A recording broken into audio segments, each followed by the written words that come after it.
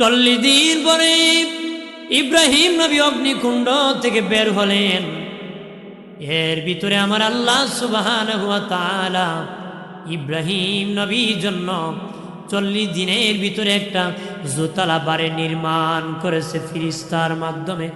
জিবরিল আমিন বলে, নবীজি অমুক জায়গার মধ্যে আপনার জন্য আল্লাহ একখান ঘর বানাইছে। ইব্রাহিম নবী কয়, কেন রে জিবরিল? আল্লাহ আমার জন্য ঘর বানাইছে। জিবরিল কয়, নবীজি আপনি তো সর্বহারা হয়ে গেছেন, বাড়িঘর ফেলে এসে চলে গিয়েছে, আগুনে আপনাকে ফেলে দিয়েছে, এই জন্য আমার আল্লাহ সহায় হয়েছে, আপনার জন্য ঘর বানাইছে। আমার আল্লাহ ইব্রাহিম নবীকে 40,000 শিকারী কুকুর দিলেন। প্রত্যেকটা কুকুরের গলায় স্বর্ণের মেডেল পরিধান, প্রত্যেকটা কুকুরের গলায় স্বর্ণের মেডেল।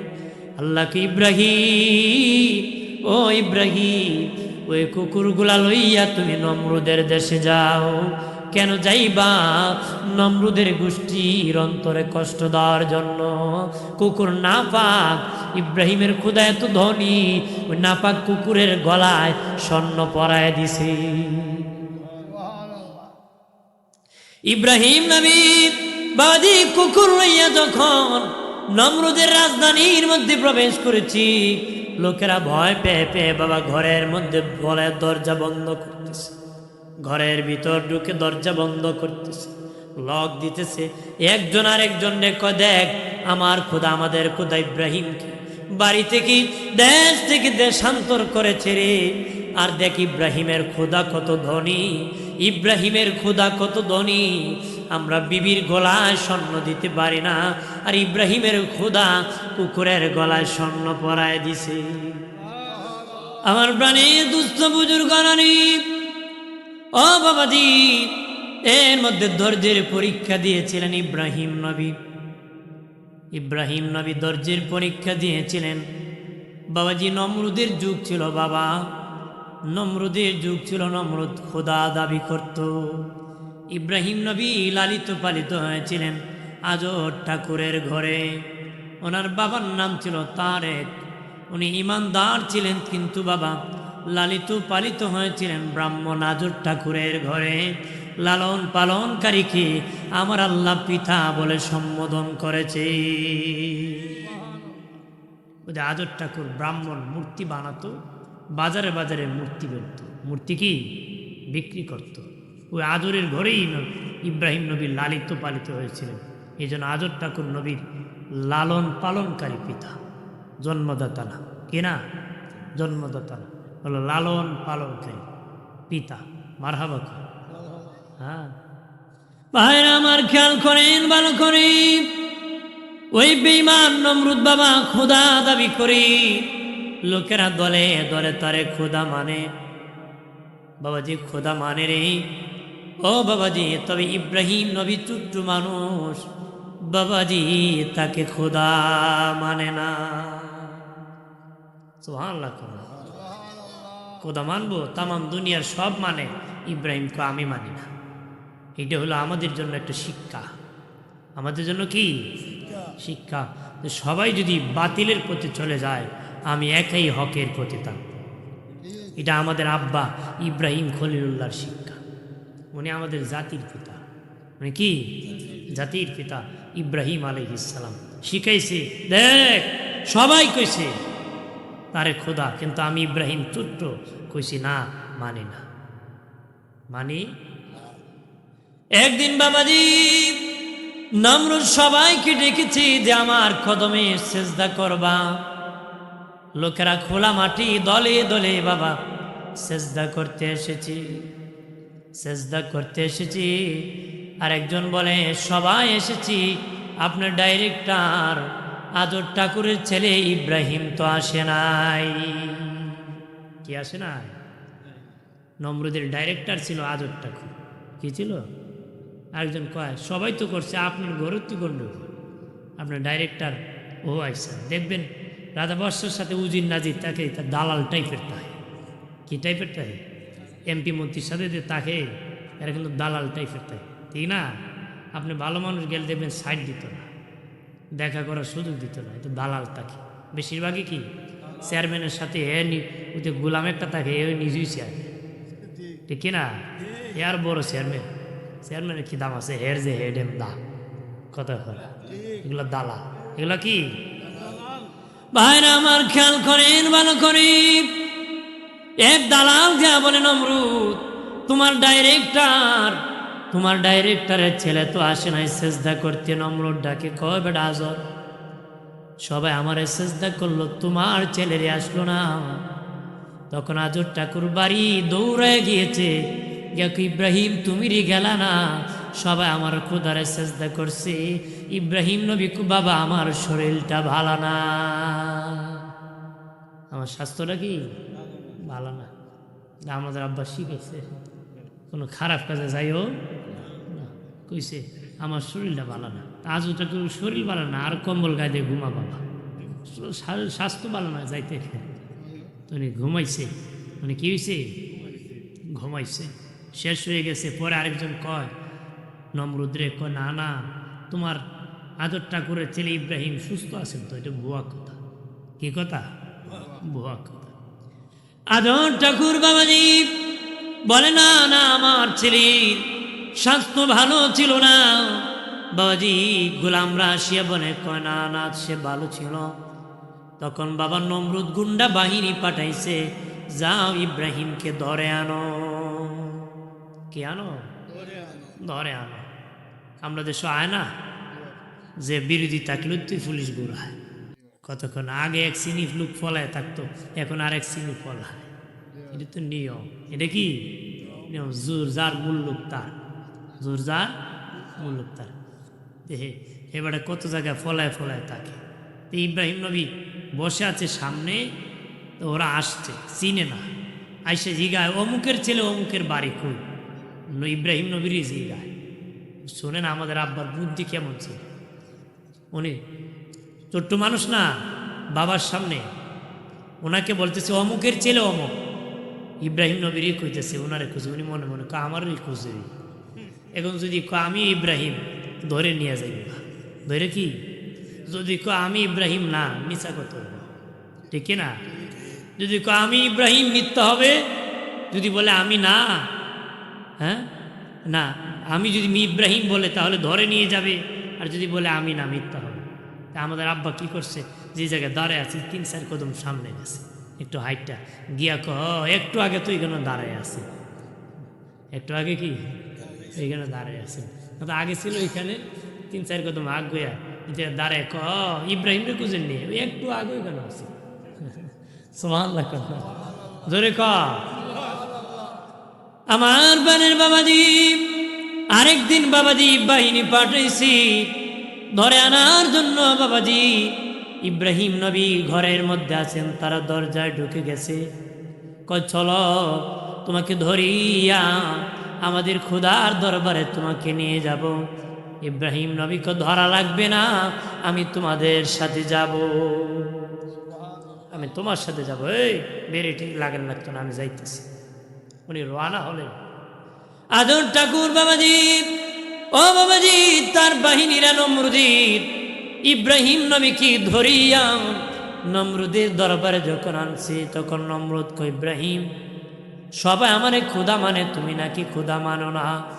ইব্রাহিম নবী বলে, কে বলছে আমি তোমারে মানি না? কই দেখো যারা দাঁড়িয়ে আছে সবাই কয় তুমি নাকি আমারে খোদা মানো না। ইব্রাহিম নবী কয়, সকলেই যখন কয় আমি কেমনে ফালাই। কথা বুঝছেন?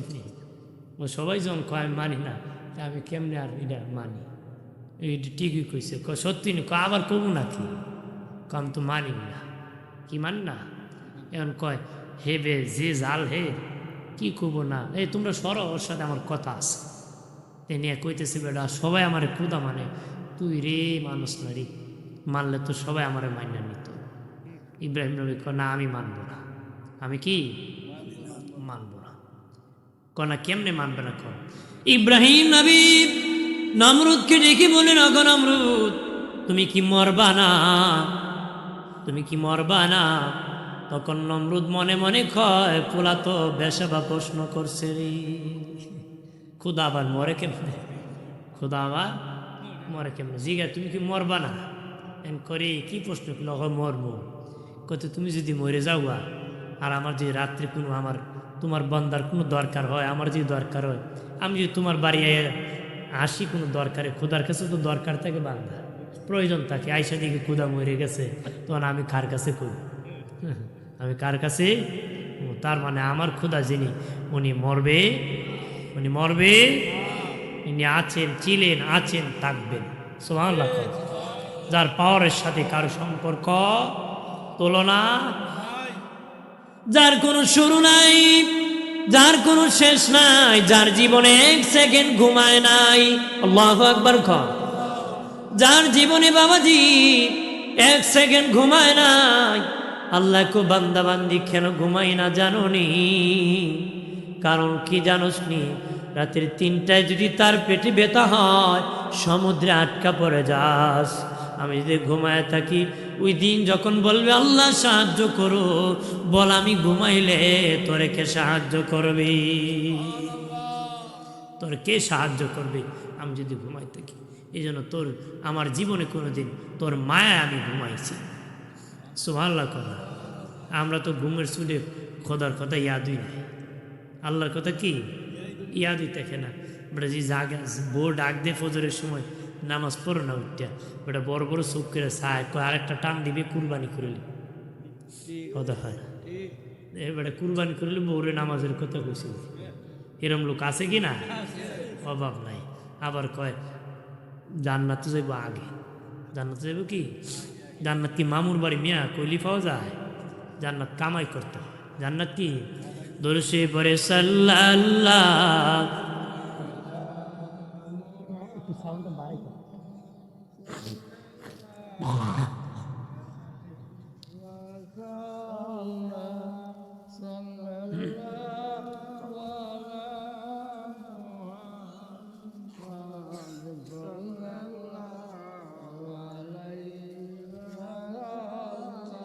আমার প্রাণের বাবাজি নারী খেয়াল করেন ভালো করে।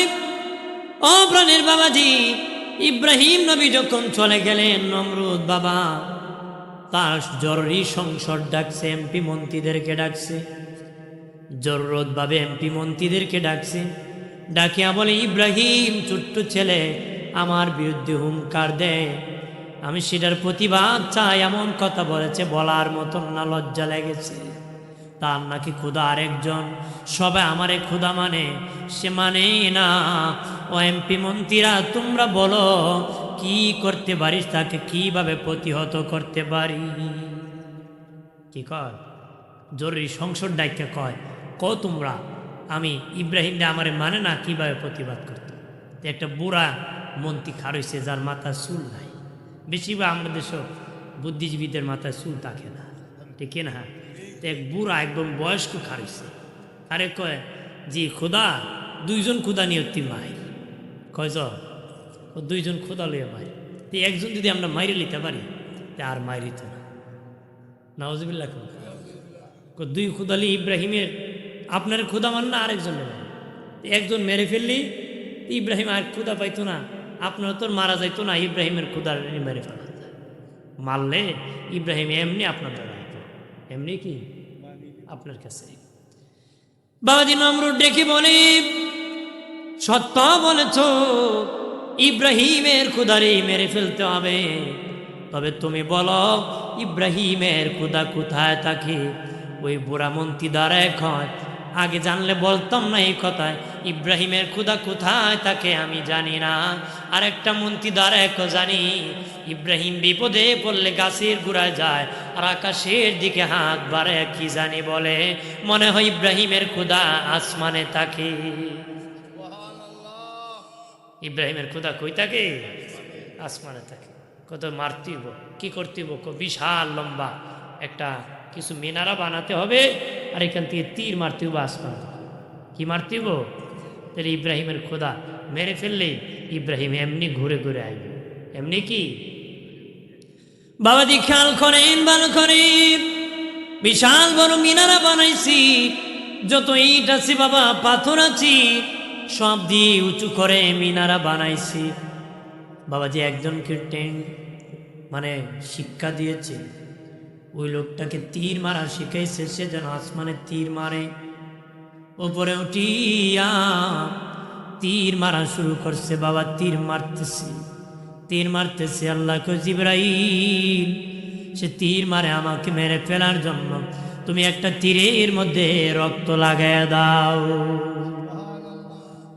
একটা তীরের মধ্যে কি লাগাও? রক্ত লাগাও। রক্ত দিয়ে লাগাইছে, দেখে তীর রক্ত। তো নমরুদকে দেখছো নি, তোর ক্ষুদার তাজা রক্ত, মেরে ফেলছি। আমি তো ভাবছিলাম ক্ষুদা মনে নাই, এখন দিয়ে আসে রে আসমান। কি কয় আসমানেরই আসে, মেরে ফেলছি। ইব্রাহিম নবী সেজদা করে আল্লাহ এই কাম কি করলে? এমনি হে বেটা আমার বিরোধিতা করে আপনি আবার রক্ত লাগাই দিলেন। আল্লাহ বলে ইব্রাহিম রে, তোমার কাজ তুমি করো, আমার কাজ আমি করতেছি। তোমার কাজ তুমি করো, আমার কাজ আমি করতেছি। আমার পক্ষ থেকে তোমার জন্য সাহায্য আছে, ধৈর্যের পরীক্ষা আছে। ধৈর্য ধারণ করো, আমি আল্লাহ আসমান থেকে সাহায্য দান করব। ধৈর্যের পরীক্ষা। কুদুই মাইরে গেছে, কত বড় বেঈমান। নাউজুবিল্লাহ কর, জোরে কর। আপনার কোন আল্লাহরে মারা যাইব? হ্যাঁ কি মন্ত্রী কয় একটা মারি লিত। নাউজুবিল্লাহ কর, জোরে কর। খারাপ লাগতেছে নাকি? ভাইরা আমার খেয়াল করেন, ভালো করে। ও বাবাজি, ইব্রাহিম নবী দাওয়াত দিতেছেন, লোকেরা দলে দলে কালেমা পড়তেছে। নমরুদ দেখে তার দল ভারী হয়ে গেছে, ইব্রাহিম নবীর বাবা ব্রাহ্মণ ছিল, মূর্তি বানাতো। তখন বাবা ইব্রাহিম নবী ঠাকুরের ঘরে, প্রতিমার ঘরে প্রবেশ করেছে। একটা কোরআন নিয়ে বাবা সব দেবতাকে ভেঙ্গে দিয়ে বড় দেবতার গলায় কোলালটা বান্ধিয়ে দিছে, গলায় লটকায় দিছে। আজ রাশিয়াকে ইব্রাহিম রে, নিশ্চিত তোমার কাজ কে ভাঙছে? ইব্রাহিম নবী আমি কেমনে বলবো কে ভাঙছে? কয় ইব্রাহিম সব ভেঙ্গে ফেলছে। ইব্রাহিম নবী কয় বড়টাই মনে হয় সবটারে ভাঙছে, দেখেন না তার গলায় কোরাল লটকায় আছে। ভাঙছে কয় না না, মিথ্যা কথা কস বেটা, আমার ক্ষুধার কোনো ক্ষমতা আছে না। কতে তোমার কের ক্ষুধা মেয়ে ক্ষমতা নাই, ভাঙতে পারে না, তো এইটার কের পূজা করো। কথা কথা কের পূজা করো, যেটার কোনো ক্ষমতা নেই। ওই আবু জাহেল একবার বিয়ার দাওয়াত পাইছে। কের দাওয়াত? বিয়াত গেলে, বিয়া খাইতে গেলে কিছু দিতে হয় না? বাবাটা আগেই হিসাব করে লেছে, 3 লাখ খরচ করবো, 5 লাখ পাইব। কথা ঠিক না? আগে হিসাব করে না, আগে হিসাব করে দেলাই মনে তোমার দমলো বিকালবেলা ওই খাম হইব। হ্যাঁ দে, আবু জাহেল বিয়াতে যেমন একটা কিছু তো দেওয়া দরকার। এবার একটা মূর্তি লইছে, ওইটি দিলেন, তুলি রং টং দিয়া কান্দে উঠে যাইতেছে, মধ্যখানে ধরছে পশ্রাবে। তো ভগবান খান্দে নিয়ে পেশাব করা বেয়াদবি না? একটা গাছের গোড়া হেলান দিয়ে রাখছে, সামনে পেশাব। কুত্তা আবার দেখবেন উষা দেখলি পাও কি মারে, তুল মারে। কুত্তা দেখে গাছের গোড়া তিতারি মুসল দিচ্ছে, এটা মারি দিচ্ছে তুমি। আবু জাহেল পেশাব করি সামনে, আওয়াজ করে কিতা পিছে। পেশাব করি সামনে, আওয়াজ করে গায়ে দেখে একদম গোসল করে দিছে। এদিন আবু জাহেল একটা কথা কইছিল, তুই কেমন ক্ষুধা, কুত্তা তাড়ানো তোর ক্ষমতা নেই। তাহলে আবদুল্লাহর বেটা মোহাম্মদের ধর্মই ঠিক। এই পর্যন্ত বলছিল, কিন্তু কপালে হেদায়েত ছিল না, হিংসা ছিল। কয় খোদায় জানি মোহাম্মদ সত্য, কিন্তু খোদা আমারে দেখলো না, গরিব মোহাম্মদ রেখে নবী বানাইল। নাউজুবিল্লাহ কন্যা। অনেক লোক আছে ধর্মের কাজ ছেড়ে দেয় জিদের কারণে, কিন্তু এটা দুজকে আবু জাহেল যখন গেছে জিদ করে, আপনাকেও জিদ করে দুজকে যেতে হবে। এই জন্য ধর্মের ব্যাপারে কোনো জিদ নাই। হোক এতিম, হোক গরিব, হোক আমির, হোক ফকির, মক্কা যাও সবাই দেখবেন সিলাইবিহীন কাপড় পরে লাব্বাইক বলতেছে, কেটা আমির আর কেটা ফকির, চিনার কোনো কুদরত নাই। ঠিক কিনা কও? আমার প্রাণের বাবাজি খেয়াল করে ভালো করে বাবাজি, আদর ঠাকুর আসিয়া খোদা আমার ছেলের অবস্থা ভালো না, সে দিন আরো বাড়তেছে, দিন বাড়তেছে। তখন বলল তারে ধরিয়ে আনো, ধরে আনো, কঠিন শাস্তি আমি ব্যবস্থা করব। কয়েক মাল এরিয়া নিয়ে বাবা হাজার হাজার মন লাকড়ি দিয়ে, কয়েক মাল এরিয়া দিয়ে হাজার মন লাকড়ি দিয়ে অগ্নিকুণ্ড বানাইছে, আগুন বানাইছে ইব্রাহিম নবীকে সে আগুনে ফেলে দেওয়ার জন্য, বাবাজি ফেলে দিবি রে। কিন্তু তার বাহিনীরা হাত দিয়ে ধরতে পারে না, হাত পুড়ায় যায়। ফেলবে কিভাবে? ম্যাজিক বানাইছে, চরক গাছ বানাইছে, ওই যে দেখবেন মাটি কাটে গাড়ি আছে বাবা, এইভাবে খাবলা দিয়ে ওইভাবে রেখে এইভাবে ম্যাজিক বানাইছে যেন ওইটা মধ্যখানে এইভাবে ফেলে দিতে পারে। চরক গাছ বানাইছে ইব্রাহিম নবীকে ফেলার জন্য। ঠিক যখন ফেলে দিবি বাবাজি, চরক গাছ সবাই মিলে নাড়াইতে পারে না, সরাইতে পারে না। শয়তান বুড়া দরবেশের সুরত ধরে কয়, নমরুদ কিয়ামতের আগেও নড়াইতে পারবা না কেন রে বুড়া দরবেশ? কই চরক গাছের মধ্যে ফিরিস্তা ধরে রাখছে, যদি তুমি ফিরিস্তা না সরাইতে পারো পৃথিবীর কেউ সরাতে পারবে না। নমরুদ রেখে বলে, এ বুড়া কিভাবে ফিরিস্তা সরাবো? তখন কই এখানে উলঙ্গ নারী নাচাও, উলঙ্গ করে নারী নাচাও। উলঙ্গ নারী যখন দেখবে ফিরিস্তারা লজ্জায় চলে যাবে। ঠিক বাবাজি নমরুদ বেঈমান সেখানের মধ্যে বাবা ওই আগুন ওই উলঙ্গ নারী নাচানো শুরু করছে। ফিরিস্তা চলে গেছে, তারপরে উঠাইতে পারে না। নমরুদ ডেকে বলে, হে বুড়া দরবেশ বলেছিলা উলঙ্গ নাচালে ফিরিস্তা চলে যাবে, তারপরে গাছ উঠে আগুনে ফেলে দিতে পারবো, কিন্তু পারতেছি না রে, উঠাইতে পারতেছি না। ফিরিস্তা কি চলে গেছে নাকি? হ্যাঁ চলে গেছে। মাটি কিন্তু চরক গাছকে কামড় দিয়ে ধরে রাখছে। কিন্তু তুমি পারবা? এই মুহূর্তে যদি ইব্রাহিমকে উলঙ্গ করো তাহলে এই গাছকে মাটি ও লজ্জায় ছেড়ে দিবি। জোরে কয় ইব্রাহিম নবীরে নাকি উলঙ্গ করতো? নাউজুবিল্লাহ কর। নমরুদ বাবাজি অপার করে দিল রে, কে আছো ইব্রাহিমকে উলঙ্গ করবা? কেউ রাজি হয় না বাবা। আজর ঠাকুর কয় আমি রাজি, আমি ধরিয়া নিজে এনে দিয়েছি খুদা, আর অন্য কেউ কেন টাকা নেবে? আমি নিজে উলঙ্গ করে দিব। ইব্রাহিম নবী হাতে পায়ে বেরি লাগানো বাবা, মাথা নতে পারেন না, সোজা হতে পারেন না, এমনভাবে মজবুত করে বেরি লাগাই দিছে, শিখন লাগাই দিছে। আজর ঠাকুর যখন ইব্রাহিম নবীর কাপড় চোপড় খুলতে এসেছে, ইব্রাহিম নবী চায় বাবার পায়ের দিকে ঝুঁকবে, দেখি বলে, বাবা ও বাবা আগুনে ফেলে দাও, আমি ইব্রাহিমের কোনো সমস্যা নাই, তবে গো বাবা উলঙ্গ করিয়া আমি ইব্রাহিমকে মানুষের সামনে লজ্জা ফেলে দিও না, আমি তোমার পায়ে পড়ি, হাতে ধরি আমাকে উলঙ্গ করিও না। আজর ঠাকুর বাবাজি মানে নাই, দূর করিয়া ইব্রাহিম নবীর কাপড় চোপড় খুলে দিয়েছে। আল্লাহ বলেন, হে জিবরাইল যাও যাও, আমার ইব্রাহিম কাপড় ছেড়ে দিয়েছে, আমি আল্লাহকে ছাড়ে নাই রে ইব্রাহিম, আমি আল্লাহকে ছাড়ে নাই। আজকে বাবা বাড়ি পর্যন্ত মুসলমান ধর্মের জন্য ছাড়তে পারে না, বিবির কুল ছাড়তে পারে না রে, সম্পদ ছাড়তে পারে না, ই মাহফিল আসতে পারে নাই, দুনিয়ার মতলবের কারণে আসে নাই। আর ইব্রাহিম নবী কেমন বাবা? বাবাজি আল্লাহকে জিবরিল যাও, ইব্রাহিম তার কাপড় ছেড়ে দিয়েছে, আমাকে ছাড়ে নাই, ইব্রাহিমের জন্য জান্নাত থেকে একটা জুব্বা নিয়ে যাও। কায় পাঠাইছি জুব্বা? জোরে কোন কে? জিবরিল আমিন ইব্রাহিম নবীর পরনে বাবা জুব্বা পরাই দিছে গো। এমনি বাবা আগুনের মধ্যে মধ্যখানে ইব্রাহিম নবীকে ফেলে দিছে।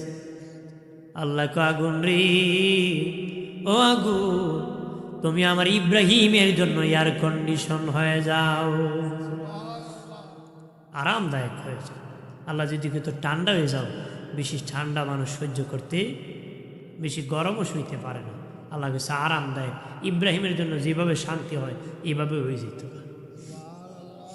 আসতে কোন সুবহানাল্লাহ। বাঙালি উল্টা, জোরে কইলে আস্তে কয়, আস্তে কইলে যদি কোনো উত্তর দিকে যাইও না, একই দিকে যাই মধ্যে এক মুখিটাও কথা কথা আছে কি না, উল্টোই যায়। যদি একবারটা হারা জীবন সারা দুনিয়া বিচার করছে, কিন্তু বউ বুঝাইতে পারে না। বউ কি বুঝাইতে পারে না, তো শুনছে বিচারতে কি শুনছে, নদীতে ডুবে বেবি মরে গেছে। বেচারা নদীর স্রোত যায় উত্তর দিকে, বেটা দৌড়ে দক্ষিণ দিকে। মানুষ কমে কি বিচার করছো সারা জীবন, পানির স্রোত যায় উত্তরে, তুমি যাও দক্ষিণে। আমি বুঝি যাই। কেন?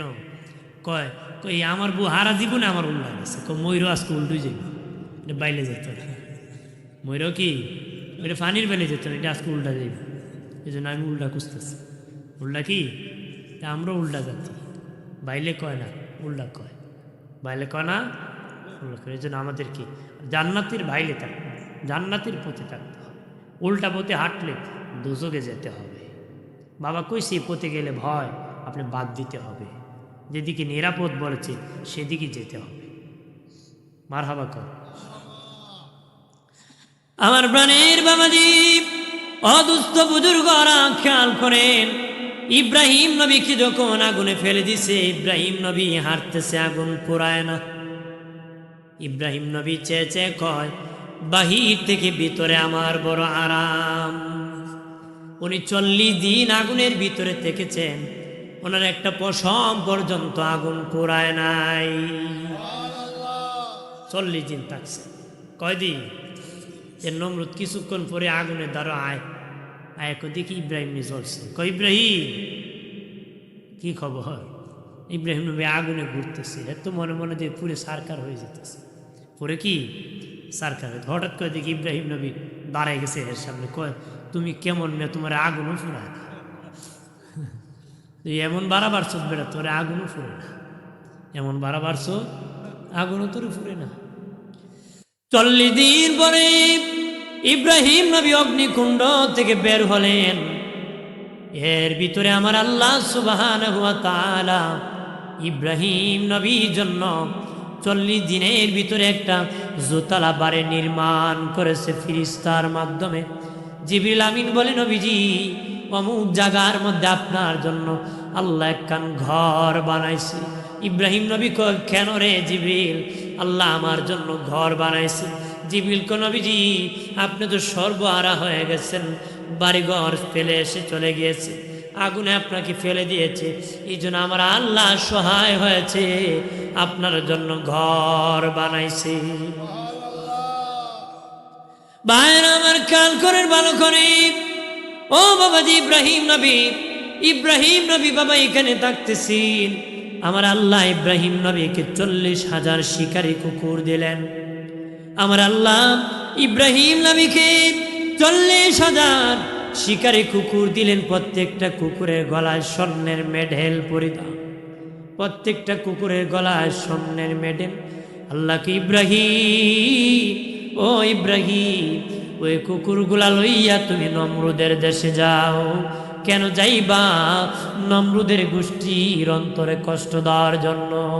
কুকুর নাপাক, ইব্রাহিমের খোদা এত ধনী, ওই নাপাক কুকুরের গলায় স্বর্ণ পরায় দিছে। ইব্রাহিম নবী বাবাজি কুকুর লইয়া যখন নমরুদের রাজধানীর মধ্যে প্রবেশ করেছি, লোকেরা ভয় পেয়ে পেয়ে বাবা ঘরের মধ্যে বলে দরজা বন্ধ করতেছে, ঘরের ভিতর ঢুকে দরজা বন্ধ করতেছে, লক দিতেছে। একজন আরেকজন কয়, দেখ আমার খোদা, আমাদের খোদা ইব্রাহিমকে বাড়ি থেকে দেশ থেকে দেশান্তর করেছে রে। আর দেখ ইব্রাহিমের খোদা কত ধনী, ইব্রাহিমের খোদা কত ধনী। আমরা বিবির গলায় স্বর্ণ দিতে পারি না, আর ইব্রাহিমের খোদা কুকুরের গলায় স্বর্ণ পরায় দিছে। দেখ আমরা বউরের স্বর্ণ দিতে পারি না, আর ইব্রাহিমের খোদা কত ধনী, কত কুকুরের গলায় স্বর্ণ পরায় দিছে। মারহাবা কর না ভাইয়ের আমার, খেয়াল করে ভালো করে। ইব্রাহিম নবী বাবাজি আমাদের জাতির পিতা, পৃথিবীর সর্বপ্রথম যার চুল দাড়ি সাদা হয়েছিল রে, ইব্রাহিম নবীর আগে কারো চুল দাড়ি সাদা হয় নাই। ইব্রাহিম নবীর আগে গো কারো চুল দাড়ি সাদা হয় নাই। সর্বপ্রথম ইব্রাহিম নবীর কয়েকটা দাড়ি যখন সাদা হয়ে গেছে, ইব্রাহিম নবী কল্লাম, ও মালিক, এগুলা সাদা হলো কেন গো? আল্লাহ কি ইব্রাহিম, এটা তোমার ইজ্জত, এটা তোমার সম্মান। ইব্রাহিম নবী কল্লা, সাদা হলে যদি ইজ্জত বাড়ে তুমি আরো বাড়ায় দাও। দাড়ি ফাঁকলে ইজ্জত বাড়ে না কমে? মুরব্বী যদি কোনো বলো করে মাসে কমে, তুমি মুরব্বী দিকে মাফ করলাম, কথা হয় না, ঠিক না? তোমার বয়স বেশি, দাড়ি কান সাদা, আল্লাহকে সাদা দাড়িওয়ালা যখন আমার কাছে দোয়া করে, মোনাজাত করে, আমার শরম লাগে, আমি মাফ করে দিলাই। জোরে কর। ওই এক বেটা শূন্য মরার আগে ওসিয়ত করছে, আমি যদি কাঁচা দাড়ি দিয়ে মরি, তে মরার সময় যদি দাড়ি কাঁচা থাকে আটা দিয়া ময়দা দিয়া দাড়ি সাদা করে কবরে লাগাই। বেটা যখন মরছে দাড়ি কাঁচা, ওসিয়ত অনুযায়ী দাড়ি সাদা করছে, কবরে নামাই দিছে, ফিরিস্তা আসছে, প্রশ্ন করছে তোমার রবকে? উত্তরে কইছে এই মন কার নাকি? আল্লাহ কইছে সাদা দাড়িওয়ালার দেখলে আল্লাহ শরম লাগে, তোমরা কি শরম করে না? আল্লাহ কবরে এলহাম পাঠাইছে, এ ফিরিস্তা কবর থেকে উঠে চলে যা, আমার বান্দা আমার কথার উপর এত বড় বিশ্বাস করছে। আমি বলেছি আমার মুক্তি শুন না, কিন্তু আমি বলেছি এই মর্মে বিশ্বাস করছে। আল্লাহ কইছে সাদা দাড়িওয়ালা দোয়া করলে আল্লাহ শরম লাগে। কয় আমার বিশ্বাস করছে আমার কথার পর, তোদেরকে বলে দিলাম তোরা বের হয়ে যা, আমি তারে মাফ করে দিচ্ছি। আমার বানের বাবাজি, ও বাবাজি, শাহ ওলিউল্লাহ মুহাদ্দিস দেহলভী রাহমাতুল্লাহ আলাইহি ওনার কিতাবের মধ্যে লিখেছেন, সুন্নতের বয়ান করতে ওনার কিতাবে লিখেছেন, উনি বলেন রাতের বেলা ঘুমাইছি আল্লাহ নবীর সাথে, স্বপ্নে আমার দেখা হয়ে গেল অনেক দিন পরে, আর অনেক দিন নবীজির দিদার পেয়েছি, কিছুদিন অনেক দিন হয়ে যায় দিদার হয় না, দেখা হয় না। বহুদিন পরে নবীর সাথে দেখা হলো, নবীজি কথা বলতেছেন, আর দাড়িগুলো এইভাবে নবী হাত দিয়ে নাড়াচাড়া দিচ্ছে, নাড়া দিতেছেন। আমি ওলিউল্লাহ বললাম, নবীজি বহুদিন পরে আপনার সাথে দেখা হলো, ওগো নবীজি কিছু হাদিয়া যদি আমাকে দিতেন উপকার হতো, আমার বড় লাভ হতো।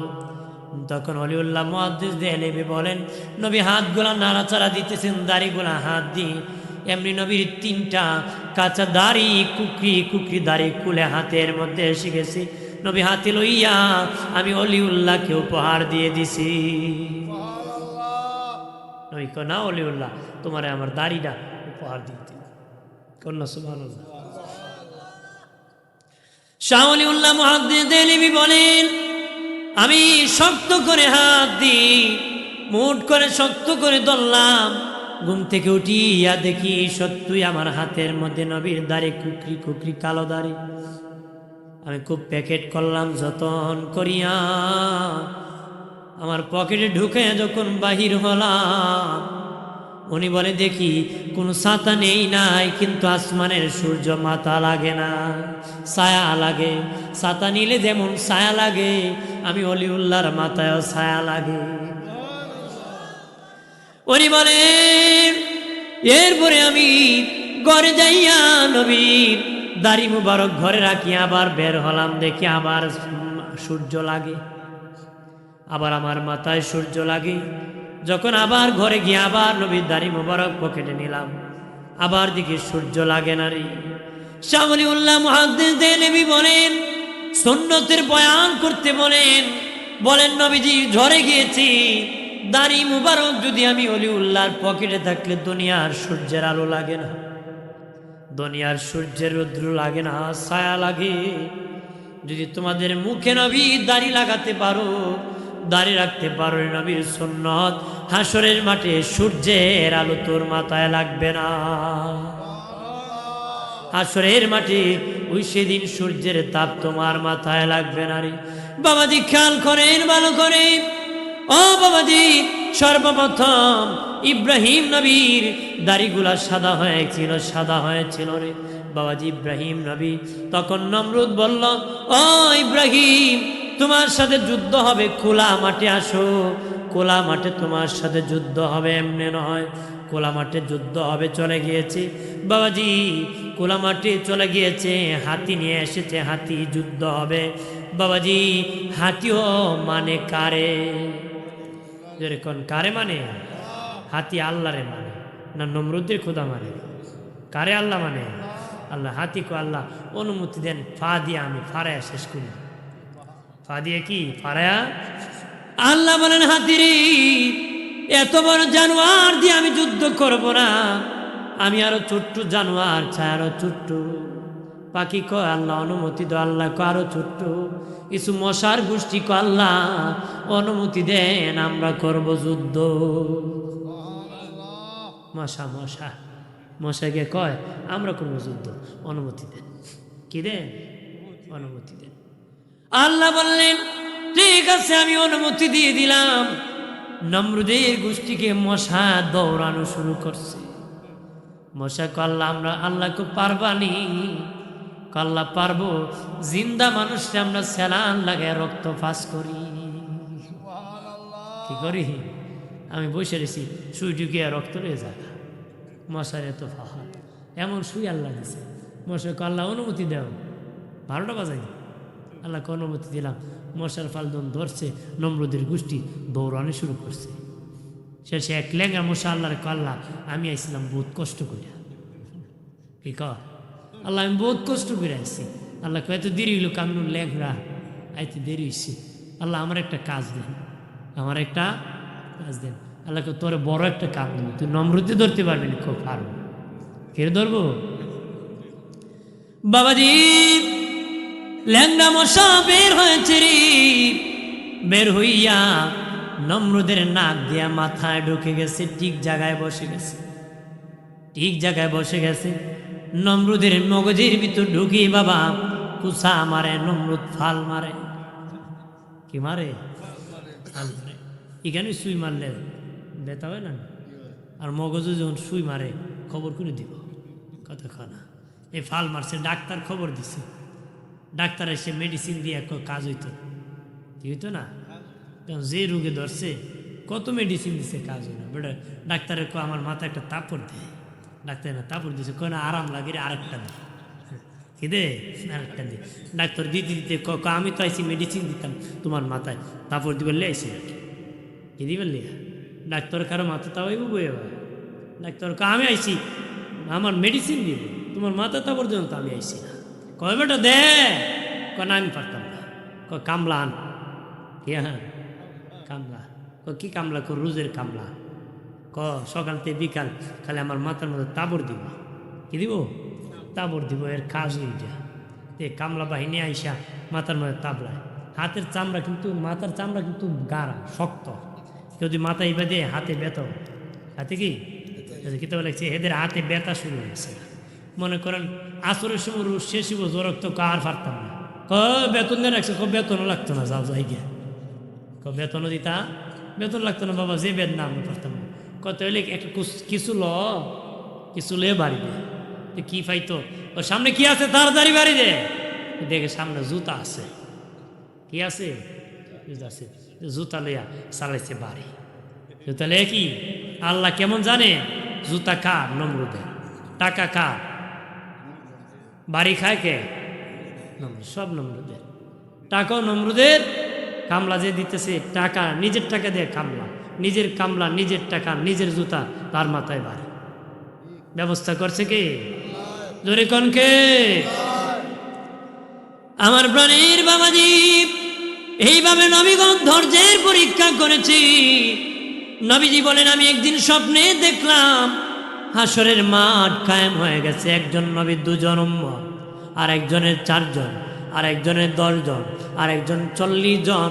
40 জনের বেশি কারো উম্মত নাই। দিনে নবী বলেন আমি হঠাৎ করে দেখি একজন নবী সামনে, পিছনে 6 লক্ষ উম্মত।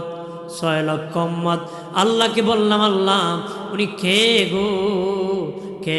আল্লাহ বলেন উনি হলেন মুসা কালিমুল্লাহ। আর জোরে। নবীজি বললেন ও মালিক, ওনার যদি 6 লক্ষ উম্মত হন, আমার তো এত উম্মত হবে না, হাসরের দিন উনি বেশি সম্মানিত হবে। আল্লাহ গো, আমার তো এত উম্মত হবে না, উনি বেশি সম্মানিত হবে। আল্লাহ বলেন হাবিব ডান দিকে তাকান, নবী ডান দিকে তাকালেন, দেখেন জমিন থেকে আসমান পর্যন্ত মানুষ আর মানুষ। বামে তাকান, বামে তাকায় দেখেন জমিন থেকে আসমান পর্যন্ত মানুষ আর মানুষ। সামনে তাকান, সামনে তাকায় দেখেন জমিন থেকে আসমান পর্যন্ত মানুষ আর মানুষ।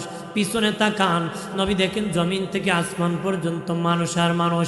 আল্লাহ বলেন, হাবিব জমিন থেকে আসমান পর্যন্ত চতুর্দিকে যত মানুষ দেখেছেন সবাই একা আপনি রাসূলুল্লাহর উম্মত। আর ধরে ও বাবাজি, আমাদের নবী হায়াতুন নবী, জিন্দা নবী বাবাজি, উম্মতের জন্য মার খেয়েছেন, আঘাত খেয়েছেন, সবুর ভরপুর ছিল, ধৈর্য ধারণ করেছেন। আজকে ওই নবীর উম্মত হয়ে আমাদের সবর নাই, ধৈর্য নাই বাবা, শুকরিয়া নাই। জানিয়ারা করি, ধৈর্য ধারণ যদি করতে পারো, নবীর উম্মত যদি ধৈর্য ধারণ করতে পারো, বিনা হিসাবে আমার আল্লাহ তোমাকে আমাকে জান্নাত দিবি। আর জোরে নবীজি কেমন ধৈর্য ধারণ করেছি। এক ইহুদি আসিয়া কয়, মুহাম্মদ আমার বাড়ি আপনার দাওয়াত। নবী বলেছেন ঠিক আছে, দাওয়াত গ্রহণ করলাম। অমুক দিন মধ্যাহ্ন দুপুরের সময় দাওয়াত। নবীজি দাওয়াত খাওয়ার জন্য বাবাজি ওই ইহুদির বাড়িতে গিয়েছেন, দেখেন ইহুদি বাড়ি নাই, দরজা বন্ধ করে চলে গেছে, দরজা বন্ধ করে চলে গেছে। যতটুকু অপেক্ষা করা দরকার নবীজি এতটুকু অপেক্ষা করেছেন, ইহুদির খবর নাই। ঠিক নবীজি চলে আসলেন। কয়েকদিন পরে আবার ইহুদি আসিয়া কয়, মুহাম্মদ কিছুদিন আগে দাওয়াত করেছিলাম, বাড়ি থাকতে পারি নাই, আমি চাই আবার আরেকদিন আপনাকে দাওয়াত করব। নবী কয় ঠিক আছে, আমি দাওয়াত গ্রহণ করলাম। দাওয়াত গ্রহণ করে নবীজি গেলেন। একই অবস্থা প্রথম দিনের মতন, দ্বিতীয় দিনও ইহুদি বাড়িতে নাই। নবীজি যতটুকু অপেক্ষা করা দরকার এতটুকু অপেক্ষা করিয়া চলে আসলেন। আরো অনেক দিন পরে ইহুদি আসিয়া কয়, আমি 2 দিন দাওয়াত করে থাকতে পারি নাই, বেয়াদবি করেছি, আরেক দিন আপনাকে দাওয়াত করতে চাই। নবী কয়, ইহুদি তুমি যদি আরেক দিনও দাওয়াত করো, আমি রাসূলুল্লাহ তোমার দাওয়াত গ্রহণ করব। আপনি আমি বলে কইলাম না এর বান্ধ কথা, ঠিক না? এটা ডং না, তো বেটা তো দাওয়াত দিতে যায় বাচ্চি গিয়াস, তোর দাওয়াত আজকে বার করবো, কথা হয় না, ঠিক না? দাওয়াত খাই তুই সদ্য বদনাম খাওয়ায়, খাওয়ার না খাওয়াইলে উপায় আছে, খাইও কয় খাওয়াইলো তো খাওয়াইলো, লবণটি কম দিল, বেটা লবণের অভাব হয়েছিল, কথা হয় না? অত বড় গরু খাওয়াইছে, বেটা তোরা লবণের অভাব হয়েছিল, দিলে গায়ে গায়ে হাডে খালি। কে গায়ে জানেন যে জীবনে খাওয়াইছে না ওই গায়ে, যদি খাওয়াইতো খাওয়ানোর মর্ম বুঝত, ততক্ষণ ঠিক কিনা? এই জন্য কারো খাবারকে বদনাম করবেন না। কারো বাড়িতে খাবার খেয়ে কি লবণ কম হোক বেশি হোক, জাল হোক মিষ্টি হোক টক হোক, যেভাবেই হোক, খারাপ হোক ভালো লাগছে না, বদনাম করবেন না। কি করবেন না? লজ্জায় ফেলে দিবেন। চেষ্টা করছে আপনি আরেকদিন তাকে ভালো খাওয়ানোর চেষ্টা করেন। কি করেন? চেষ্টা দরকার আছে কিনা? বিনা দাওয়াতে খাওয়ান যাইব? নবী কইছে বিনা দাওয়াতে কারো বাড়িতে দাওয়াত খাইতে গেলে হে সুরিয়া ডুব, আর যদি খায় নবী কই সেজন্য ডাকাতি করে বাইরে। কি করে? ডাকাতি করে। তাহলে চোর হওয়ার দরকার নাই, ডাকাত হওয়ার দরকার নাই। দাওয়াত পেলে যামো খামো, ভালো না হোক মন্দ হোক বদনাম বলবো, বলবো বৌরি খইও তোমার তরকারিতে এই হয় না সেই হয় না, বিটি 3টা টেক্কান দেখবো তুমি খাইও রান্ধে, কথা হয় না? কনা নে কালকে তুমি খাইও ফাঁক করে, আমি পারতাম। আমার প্রাণের বাবাজি খেয়াল করেন ভালো করে বাবাজি, নবীজি বললেন ইহুদি রে তুমি যদি আরেক দিন দাওয়াত করো আমি তোমার দাওয়াত গ্রহণ করব। 3য় দিন নবী দাওয়াত খেতে গিয়েছেন, দেখেন ইহুদি সেদিন বাড়িতে আছে, রাস্তার সদর গেটে দাঁড়ায় আছে, দাঁড়িয়ে বলে ইয়া রাসূলুল্লাহ বেয়াদবি করেছি গো, 2 দিন দাওয়াত করে বাড়িতে না থাকি, আমি বড় অন্যায় করেছি নবীজি, আমি তাওরাত কিতাব পড়তে পেয়েছি আখিরি নবীর এত ধৈর্য এত সবুর থাকবে, ওই ধৈর্যের পরীক্ষা নেওয়ার জন্য আপনি আখিরি নবী কিনা শীত পরীক্ষা করার জন্য 2 দিন দাওয়াত করে আমি থাকি নাই, দেখলাম আপনি শেষ পয়গম্বর, দেরি নাই আমাকে কালেমা পড়াইয়া মুসলমান বানায় দেন। আমরা কই আছি আর আমাদের নবী কি শিক্ষা দিয়েছে। বাবাজি নবীজি মসজিদ নববীর মধ্যে বাবা সাহাবায়ে কেরাম নিয়ে বসে আছেন। একজন ইহুদি যাইয়া মসজিদ নববীর বারান্দা দাঁড়ায় প্রস্রাব করতেছে, দাঁড়ায় প্রস্রাব করতেছে। সাহাবায়ে কেরাম বলেন, নবী অনুমতি দেন গো, তার গর্দান উড়াই দিব। আমিরুল মুমিনিন খলিফাতুল মুসলিমিন হযরত ওমর ফারুক বলেন, নবী অনুমতি দেন, গর্দান উড়াই দিব। নবী কো থামো, তার পেশাব শেষ করতে দাও। প্রস্রাব শেষ হওয়ার পরে নবী কই, ইহুদি এখানে প্রস্রাব করার জায়গা না, এখানে আমরা ইবাদত করি, ওই দেখো এখানে প্রস্রাব করি। ইহুদি বের হয়ে গেছে। নবীজি বললেন, সাহাবীরা তোমরা মিলেমিশে পরিষ্কার করো রে। ইহুদি মনে মনে কয়, উনি তুই শেষ পয়গাম্বর, দার ধৈর্য আর সবর, আমাকে ধমক দেয় নাই, পরিষ্কারের কথা বলে নাই, বরঞ্চ তার সাহাবীদেরকে বলেছে পরিষ্কার করো। সে ঘুরে আসিয়া বলেন, নবীজি আমি মুসলিম হতে চাই, আমি আপনার সাহাবী হতে চাই, আমার কালেমা পড়াইয়া আপনার উম্মত বানান। এই হলো ঈমান, এই হলো কি ধৈর্যের পরীক্ষা নবী নিয়েছেন, করেছেন। এই আমাদেরকে ঈমান মজবুত করার জন্য নবী শিক্ষা দিয়েছেন। কন্যা সুবহানাল্লাহ, জোরে কর। বাইরে আমার খেয়াল করেন, ভালো করে। নবী বলেন, তায়েফ গেলাম, তায়েফের যুবকেরা ভাবলাম দাওয়াত দিব, কালেমা পড়ে মুসলিম বানাবো, কিন্তু তায়েফের যুবকরা আমার উপর পাথর মেরেছে। কত বড় ধৈর্য জাননি রে। ওরে মুসলিম জনতা, বাবাজি ভালো করে শুনে না, সুনামগঞ্জের সাতকের মুসলিম জনতা, নবী বলেন আমার উপর পাথর বর্ষণ করেছে।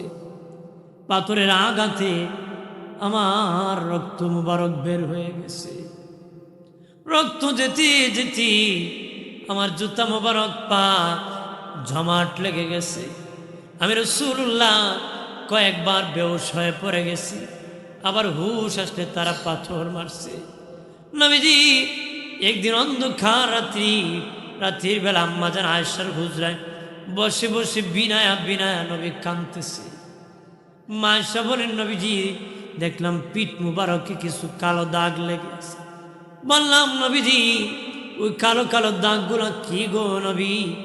এই কালো কালো দাগগুলা ছোটকালে কোনো অসুবিধা হয়েছিল নাকি, অসুস্থতা হয়েছিল নাকি? নবী কয়, না আয়েশা, এটা কোনো অসুস্থতার দাগ নারী, কোনো রোগ না। ওই তায়েফের ছেলেরা যখন পাথর মেরেছিল, এই পাথর মারার দাগও আমার পিঠে আজও আছে। আয়েশা বলেন, নবীজি বিনয় বিনয়া চোখের পানি ছাড়িয়া ছাড়িয়া কান্না করতেছেন। বলেন, নবীজি ঘুমাইতে খিদা লাগছে নাকি, এই জন্য কান্না করতেছেন? নবী কয়, না রে আয়েশা। মা আয়েশা কয়, নবী বালিশটা শক্ত মনে হয়, এই জন্য নাকি খেজুর পাতার ছোলা দিয়ে বালিশ বানানো হয়েছে, এই জন্য মনে হয় কষ্ট পান। নবী কয়, না নবীজি বিছানা তো শক্ত, ব্যথা পান, এই জন্য কাঁদেন নাকি? নবী কয়, না শাম, ঘুমানোর জন্য না, খাওয়ার জন্য না, বালিশের জন্য না রে, আমি কান্না করতেছি গভীর রজনীতে আমার গুনাহগার উম্মতের কথা খেয়াল হয়ে গেছে। যেই নবী উম্মতের জন্য মার খেয়েছেন, আঘাত খেয়েছেন, নামাজে গিয়েছেন, বাবা উঠেন নারী বুড়ি গো নবীর মাথার উপর ছাপায় দিছে। নবীজির শ্বাস বন্ধ হয়ে গেছে, এত ওজন নারী বুড়ি দিয়েছে। উঠের পচা নারী বুড়ি গো নবীজির মাথা মুবারকে দিয়ে রাখছে। আম্মা জান ফাতেমা যাইয়া টানিয়া টানিয়া সরায় নবীর সেজদার থেকে উঠাইছে। নবী যখন কালেমার দাওয়াত নিয়ে যেতেন, লোকেরা নবীর উপর থুথু নিক্ষেপ করতো, গালি দিত, বাবা বকা দিত রে। আম্মা জান খাদিজা তখন প্রতিবাদ করতেন, প্রতিবাদ করতেন। বাবাজি এইভাবে নবীজি বেঈমান কাফিরের কাছে জুলুমের শিকার হয়েছেন, নির্যাতনের শিকার হয়েছেন, কিন্তু ধৈর্য ভাঙ্গেন নাই, ধৈর্য ধারণ করেছেন। আজ উম্মতের জন্য নবী রওজায় কান্না করতেছে। আল্লাহর ওলি মনসুর হাল্লাদ স্বপ্নে দেখে নবীর রওজা পানির উপর ভাসতেছে। ডেকে বলে, নবীজি, ওগো মায়ার নবী, রওজা পানির উপর কেন ভাসতেছে? নবী কো, মনসুর, দুনিয়া উম্মতের জন্য কান্না করেছি রে। রওজা আসার পরে কাঁদতে কাঁদতে আমার চোখের পানির দ্বারা রওজা খানি সাগর হয়ে গেছে। আল্লাহর ওলি মনসুর হাল্লাদ ঘুম থেকে উঠিয়া বাবা বাজারে বাজারে ঘোরার গান গায়, কই কান্দায় না, কান্দায় না নবীকে, নবীকে কাঁদাইলে কাঁদবা হাসরে, নবীকে কাঁদাইলে কাঁদবা হাসরে। আল্লাহুম্মা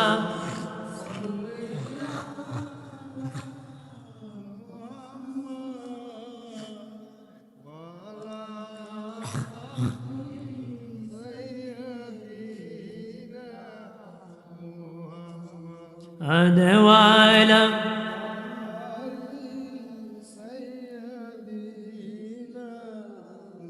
সাধ্য নাই মোর যাইতে তোমার কাছে, বেদনার সুর পৌঁছাইব কিভাবে সালাতুনিয়া।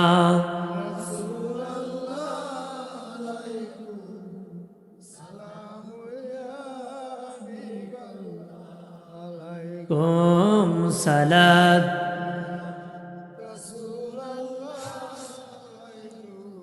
সালাম। আমার বানের বাবাজি, খেয়াল করে ভালো করিয়া বাবা, নবীজি উম্মতকে ভুলে যান না বাবা।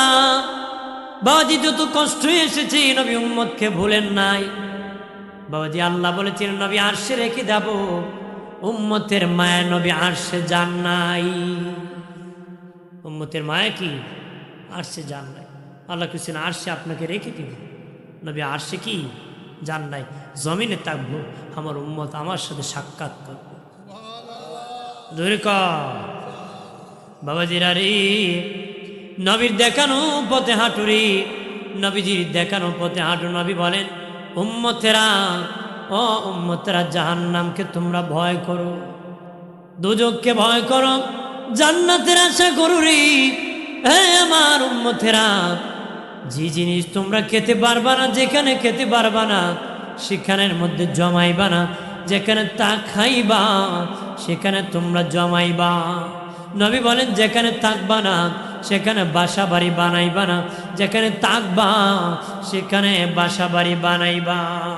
দুনিয়ায় কোটি টাকা জমাইছো, খাইতে পারবা না, কিন্তু যা দান করেছো, সদকা করেছো, ইবাদত করেছো, সেটা উপকারে আসবে কবরে, হাসরে, মিজানে। বাবাজি দুনিয়ায় বিশাল বিল্ডিং বানাইছো, কতদিন থাকবা জানো না। তবে বাবা আখিরাতের ব্যাংকে জমা করে যদি জান্নাত কামাই করতে পারো, যে জান্নাতের শুরু আছে শেষ নাই। শুরু আছে কি না? জান্নাতের টিকিট মিকেট পাইছেন নাকি? কেউ পাইলে আমারে কোন, আমি একটা নিতাম কন্যা। তাহলে কেউ পাওয়া সম্ভব না। জান্নাত কামাই করতে হয়, গোলামি করে, ইবাদত করে। কথা কন্যা, আমরা কি জান্নাত কামাই করে যাইতে চাই কি না? আমার আল্লাহ এত ধনী রে, হ্যাঁ বাবাজি এত ধনী। আল্লাহ যদি কোনো কিছু দেয় কারো কাছ থেকে নেয় না। আল্লাহকে আমি যদি জান্নাত তোরে দিয়ে দিই, তোর কাছ থেকে জান্নাত ফেরত নিব না। দুনিয়ার মানুষ টাকা তো টাকা নেয়, দেয়, দিয়া আবার নেয়, এমনকি মসজিদে জায়গা দিও আবার ফেরত নেয়। বসলু গাছ জায়গা দিছিল, পরে আমার দিলাম। আল্লাহ কয়, হে তো নিব এর ফকিরের গোষ্ঠী। কথা কয় না? দুনিয়ার সব ফকিরের গোষ্ঠী, ধনীকে আল্লাহ। এই জন্য আল্লাহ দিয়া কারো কাছ থেকে কিছু নেয়, দিয়া কারো কাছ থেকে কিছু নেয়। আল্লাহ হলেন ধনী, আমরা সব হলাম ফকির। আমিও ফকির, সবাই ফকির। সবাই কি ফকির? আল্লাহ হলেন ধনী। আল্লাহ হলেন কি? ধনী। এই জন্য শুকরিয়া আদায় করতে হয়। ধনের শুকুর কি? ভাইরা আমার খেয়াল করেন ভালো করে, কি জন্য বাবা ধৈর্যের পরীক্ষা দিবি রে বাবাজি। তুমি যখন ইবাদত করবে তখন মানুষ বদনাম করবে, ব্যবসা যখন করবেন নামাজে গেলে ব্যবসায় লস হবে, ওই নামাজের সময় অন্য দোকানে বেচা কেনা বেশি হতে পারে, সেই সময়ই বেচা কেনা লোভ করবেন না, সবুর আর ধৈর্য ধরবেন, আমার আল্লাহ তোমাকে বরকত দিবি। আমার প্রথম কথাই ছিল ধৈর্য আর সবুর থাকতে হবে। আমাদের ধৈর্য ছাড়া বাবা জান্নাতে যাওয়া যাবে না, ধৈর্য ধরতে হবে রে। অমুক কোটিপতি হয়ে গেছে, আমি লাখপতি হতে পারি নাই, এই জন্য বেহুশ হয়ে হারাম পথে যাওয়া যাবে না, ধৈর্য ধরে মোকাবেলা করতে হবে। আমি গরিব থাকবো, গরিব থাকি, কিন্তু জান্নাত কামাই করতে চাই। গরিব আছি, গরিব থাকবো, তবে জান্নাত কামাই করতে চাই। যে ধনী হইয়া দুজকে চলে যাব, এই জান্নাত এই ধনী হওয়ার দরকার নাই। যে গরিব হলে দুজকে যাব, এই গরিবও আল্লাহ আমারে বানায় না, ঠিক কিনা? আল্লাহর কাছে বলবেন, আল্লাহ আমরা গরিবী হালত দিও না, যে হালত হলে আমরা ইমান রাখতে কঠিন হয়। ইমান রাখতে কি কঠিন হয়, আল্লাহ এমনভাবে রাখো যেখানে ইমানি পরীক্ষায় পাশ করতে পারে। কন্যা সুবহানাল্লাহ।